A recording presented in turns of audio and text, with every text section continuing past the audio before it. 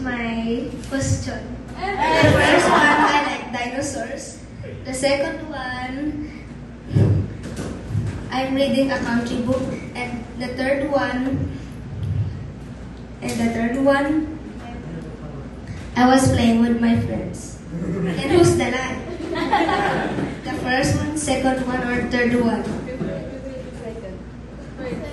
First. Ako third. Ako third.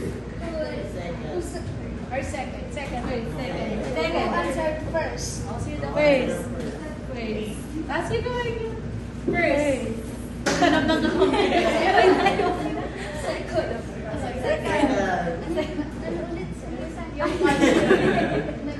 Ano ulit?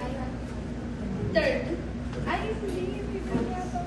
Do you play with friends? Which is the lie? The answer is the third one. I didn't play with my friends. He plays with his cousin.